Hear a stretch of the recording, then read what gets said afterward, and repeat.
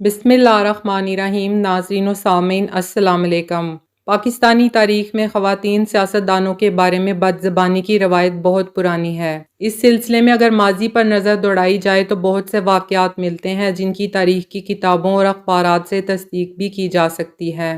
पस्ती का किसी ने हद से गुजरना देखना हो तो इन अवराके पारीना की बरकरदानी कर ले। यूं लगता है इस हमाम में सब बरहना है। यह शर्मनाक तारीख बड़ी तौलानी है जिसका एक बाब नदामत मादरे मिलत मोहतरमा फातिमा जना के बारे में नाजेबा जबान के इस्तेमाल पर मुश्तमिल है। वो वक्त जब उस वक्त के आमिर जनरल अयूब खान ने मादरे मिलत मोहतरमा फातिमा जना के खिलाफ इलेक्शन के दौरान एक सोची समझी मुहिम चलाई थी और इस दौरान उनकी किरदार कुशी से भी गुरेज नहीं किया गया था। आज की वीडियो में आपको मादरे मिलत फातिमा जना के खिलाफ इस घिनौनी और परागंदा साजिशी मुहिम के बारे में बताया जाएगा, इसलिए वीडियो को आखिर तक मुकम्मल देखिए। सन 1964 में मोहतरमा फातिमा जना अमली सियासत के बखेड़ों से दूर जिंदगी बसर कर रही थीं, जब अपोजिशन जमातों के बेहद इसरार पर अयूब खान के खिलाफ सदारती इलेक्शन लड़ने पर राजी हो गईं। इंतहाबी मुहिम शुरू हुई तो अवाम ने बेपनाह मोहब्बत का इजहार किया। फातिमा जना की मकबूलियत देखकर अयूब खान ने मायूसी और झुंझलाहट में फातिमा जना के बारे में काबिल एतराज़ गुफ्तगू करना शुरू कर दी,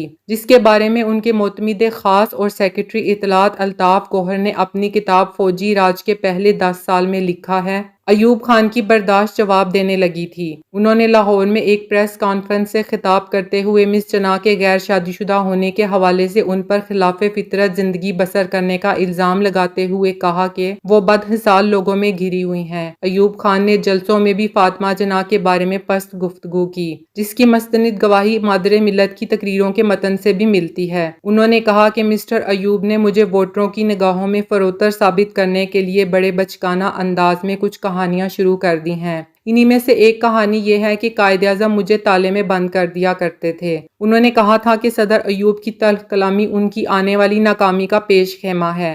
हमें कहा जाता है कि इंतहाबी मुहिम में शाइस्तगी और शराफत को मलहूज़े खातिर रखा जाए, लेकिन खुद सदर ने दूसरों पर हमला करते वक्त शाइस्तगी के तमाम असूलों को बालाए ताक रख दिया है। हरीफ के बारे में बदजुबानी की तरह गद्दारी का इल्जाम भी वो हथियार है जिससे हमारा सियासी माहौल हमेशा मकदूर रहा है। हैरत और अफसोस की बात है कि बानिया पाकिस्तान की बहन भी इस इल्जाम से बच न सकी थी और अयूब खान ने उन्हें और उनका साथ देने वाली पार्टियों को अपनी तकारीर में गद्दार के अलकाबात से भी नवाज दिया था। इसके अलावा पाकिस्तानी सियासत में सियासी मकासद के लिए मजहब का इस्तेमाल भी अक्सर किया जाता है, जिसे सियासी लुगत में मजहब कार्ड कहा जाता है। अफसोस की बात यह है कि मोहतरमा फातिमा जना के खिलाफ ये कार्ड भी खेला गया। अयूब खान की एमा पर फतवे जारी हुए कि औरत की हुक्मरानी की इस्लाम में कोई गुंजाइश नहीं है। इसी तरह मोहतरमा फातिमा जना को इलेक्शन मुहिम के दौरान सेंसरशिप का सामना करना पड़ा और उनके बयानात तोड़ मरोड़ कर शाया किए जाते थे। इस हवाले से एक दिलचस्प किस्सा मुमताज फोटोग्राफर F.E. चौधरी ने अपने एक इंटरव्यू में कुछ यूं बयान किया था।